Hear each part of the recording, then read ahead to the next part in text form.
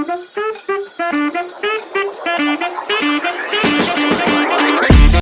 Back my YouTube channel Devi Acharya success point. और आप सब कैसे हैं? जैसा कि दोस्तों आप स्क्रीन पे देख रहे होंगे कि आज मैं सब्जेक्ट मॉडल पेपर का विज्ञान का लेके आई हूँ, यानी साइंस का, और कल का जो था वो मैथ का था। ठीक है, तो चलिए हम लोग बिना देर करते हुए वीडियो स्टार्ट करते हैं। देखिए आपका स्क्रीन में ही सारा क्वेश्चन दिया हुआ है, तो चलिए एक एक करके इसका सॉल्व करते हैं।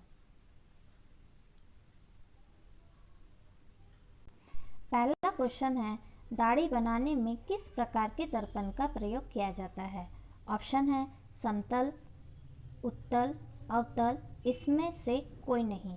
तो इसका सही आंसर है दोस्तों सी, अवतल। क्वेश्चन नंबर 2, गोलीय दर्पण में फोकस दूरी एवं वक्ता त्रिज्या के बीच संबंध R = f/2, बी नंबर है f = r/2, सी नंबर है r = f, और डी है इनमें से कोई नहीं। तो सेकंड नंबर है B, f = r/2। Question number 3, प्रकाश के अपतन की क्रिया में कौन सी भौतिक राशि अपरिवर्तित रहती है? ए आवर्ती, बी वेग, सी तरंगदैर्घ्य, डी इनमें से कोई नहीं। तो सही आंसर है दोस्तों ए, आवर्ती। क्वेश्चन नंबर 4, 1 मीटर फोकस दूरी वाले उत्तल लेंस की क्षमता होगी ए -1/d, बी 1d, सी 2d, और डी है 1.5d। तो सही आंसर है बी 1d।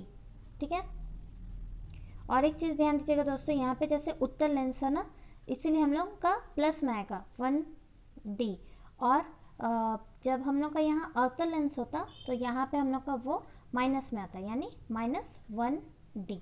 ओके, चलिए आगे चलते हैं। क्वेश्चन नंबर 5, 4D क्षमता वाले अवतल लेंस की फोकस दूरी क्या होगी? ए 20 सेंटीमीटर, बी 25 सेंटीमीटर, सी 30 सेंटीमीटर, या डी 40 सेंटीमीटर। तो सही आंसर है दोस्तों बी 25 सेंटीमीटर।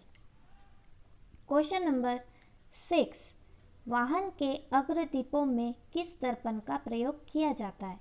ए अवतल दर्पण, बी उत्तल दर्पण, सी समतल, डी इनमें से कोई नहीं। तो सही आंसर क्या होगा दोस्तों? ए अवतल दर्पण। क्वेश्चन नंबर 7, मानव नेत्र के जिस भाग पर किसी वस्तु का प्रतिबिंब बना रहता है या प्रतिबिंब बनता है वह है ए कॉर्निया, बी परितारिका, सी पुतली, डी दृष्टिपटल। तो इसका सही आंसर है डी दृष्टिपटल।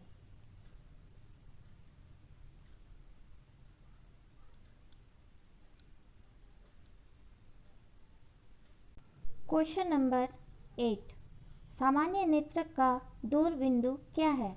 ए 20 सेंटीमीटर, बी 25 सेंटीमीटर, सी 100 सेंटीमीटर, या डी अनंत। तो इसका सही आंसर है दोस्तों डी अनंत। क्वेश्चन नंबर 9, नेत्र में जाने वाली प्रकाश की मात्रा का नियंत्रण कौन करता है? ए दृष्टिपटल, बी स्वच्छमंडल, सी परितारिका, डी पुतली। तो इसका सही आंसर होगा दोस्तों सी परितारिका। क्वेश्चन नंबर 10, मानव नेत्र में प्रतिबिंब की प्रकृति क्या होती है? ए सीधा आभासी, बी उल्टा आभासी, सी सीधा वास्तविक, डी उल्टा वास्तविक। तो इसका सही आंसर होगा दोस्तों डी उल्टा वास्तविक।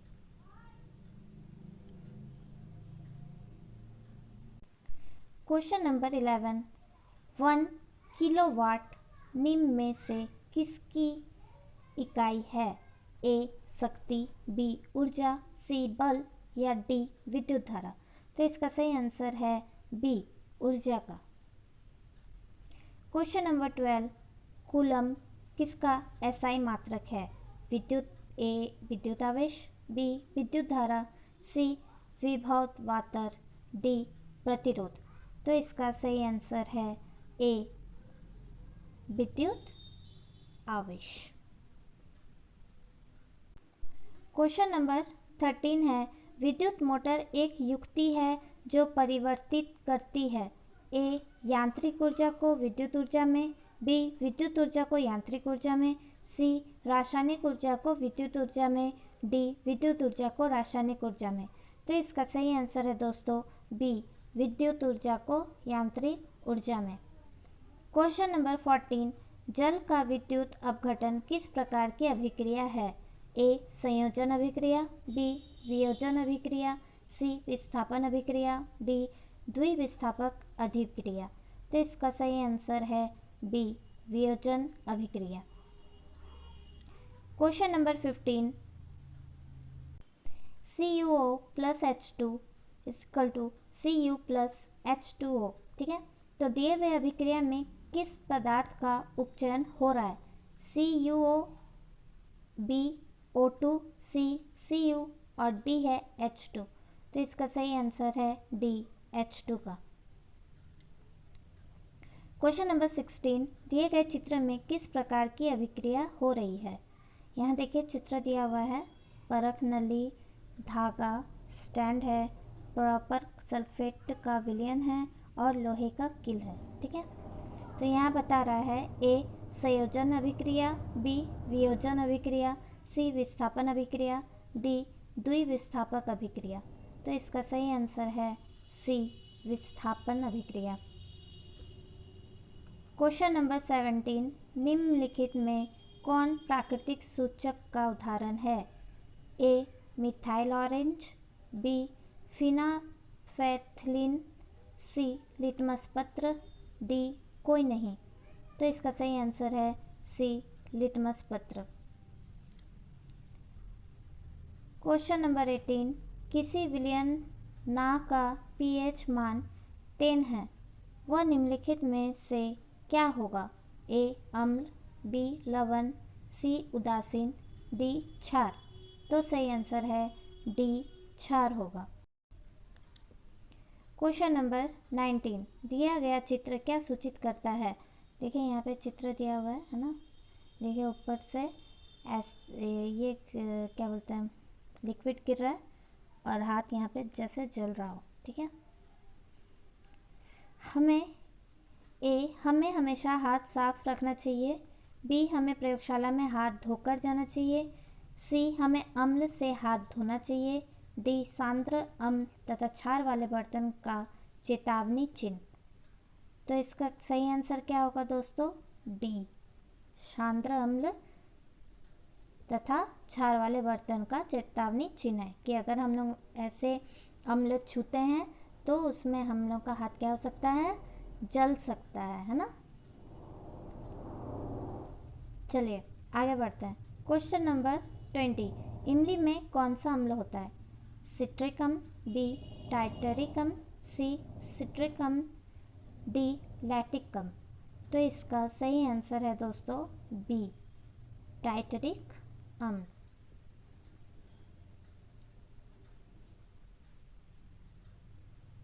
क्वेश्चन नंबर 21, कौन अधातु कमरे के ताप पर द्रव अवस्था में पाया जाता है ए सोडियम, बी पारा, सी ब्रोमीन, डी क्लोरीन। सही आंसर है सी ब्रोमीन। क्वेश्चन नंबर 22, निम्न में से किस पदार्थ का उपयोग अग्निशामक बनाने में किया जाता है A sodium carbonate, B sodium hydrogen carbonate, C sodium chloride, D sodium hydroxide. तो इसका सही आंसर है B sodium hydrogen carbonate. Question number 23, आधुनिक आवर्त सारणी किस आधार पर बना है ए परमाणु संख्या, बी परमाणु द्रव्यमान, सी परमाणु की संरचना, डी परमाणु का आकार। तो सही आंसर है ए परमाणु की संख्या। क्वेश्चन नंबर 24, निम्नलिखित में से कौन धातु सबसे अधिक अभिक्रियाशील है ए पोटेशियम, बी सोडियम, सी एल्युमिनियम, डी कैल्शियम। तो इसका सही आंसर है ए पोटेशियम। क्वेश्चन नंबर 25, पृथ्वी की भूपट्टी में प्राकृतिक रूप से पाए जाने वाले तत्व क्या यौगिक को क्या कहते हैं? अक्षयक, खनिज, गैंग, धातुकर्म। तो इसका सही आंसर है बी, खनिज। क्वेश्चन नंबर 26, प्रोपेनॉल में कौन अभिक्रियाशील समूह मौजूद है? ए अल्कोहल, बी एल्डिहाइड, सी कीटोन, डी कार्बनिक अम्ल। तो इसका सही आंसर है ए अल्कोहल। क्वेश्चन नंबर 27, प्रकाश संश्लेषण प्रक्रिया में निम्नलिखित में क्या नहीं होता है? ए जल का टूटना, बी ऑक्सीजन का मुक्त होना, सी कार्बन डाइऑक्साइड का मुक्त होना, डी कार्बन डाइऑक्साइड का उपयोग होना। तो इसमें सही आंसर क्या होगा दोस्तों? सी कार्बन डाइऑक्साइड का मुक्त होना।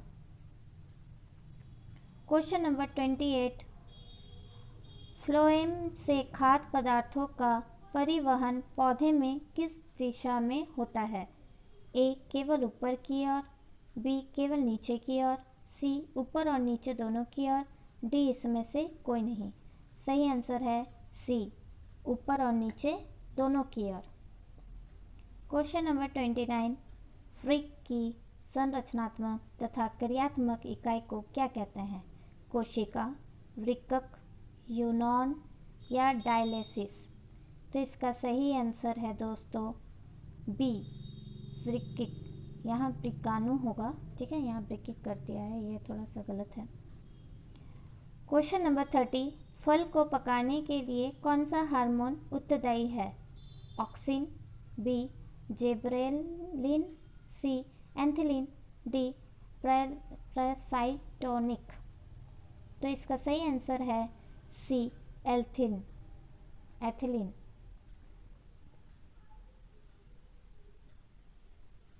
क्वेश्चन नंबर 31, एस्ट्रोजन स्रावित होता है ए अंडाशय द्वारा, बी थायराइड द्वारा, सी वृषण द्वारा, डी पिट्यूटरी द्वारा।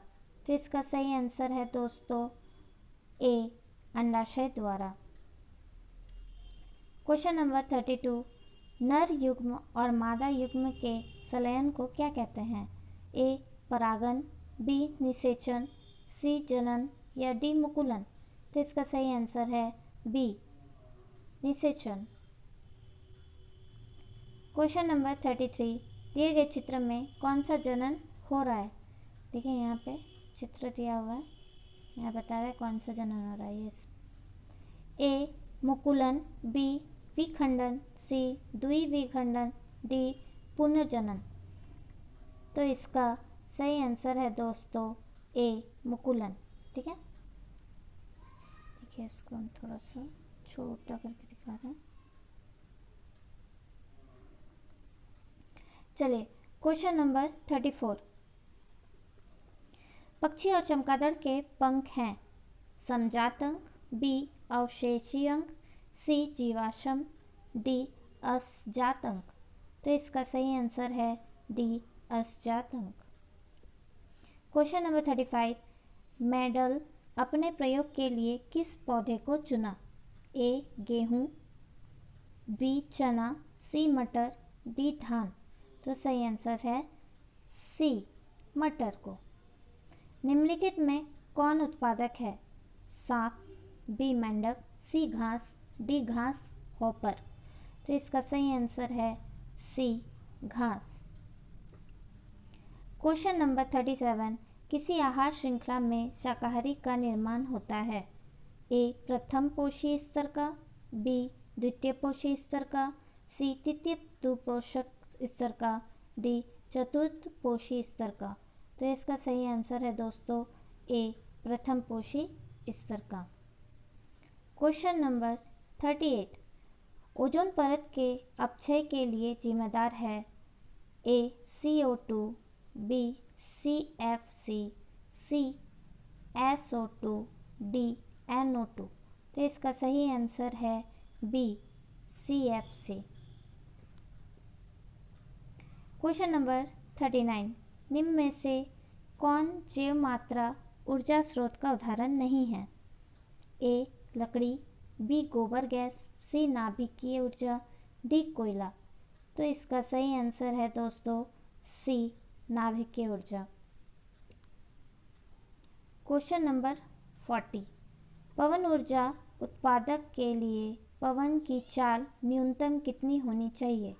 ए 15 किलोमीटर प्रति घंटा, बी 15 मीटर सेकंड, सी 45 किलोमीटर पर सेकंड, डी 20 किलोमीटर प्रति घंटा।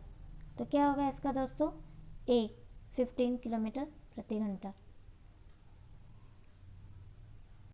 तो जैसा कि दोस्तों आपने देखा कि 1 से लेके 40 तक साइंस का भी जो ऑब्जेक्टिव क्वेश्चन है सब हम लोग ने कर लिया है ना।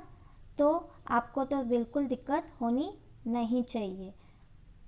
इसी तरह आप मेरे साथ जुड़े हुए रहें। मेरे चैनल को अभी तक अगर आपने सब्सक्राइब नहीं किया है तो आप मेरे चैनल को सब्सक्राइब करें, शेयर करें, मुझे कमेंट करें, मेरे वीडियो को ज़्यादा से ज़्यादा लाइक करें और इसी तरह मेरे साथ बने हुए रहें। मिलते हैं नई वीडियो के साथ, तब तक के लिए धन्यवाद।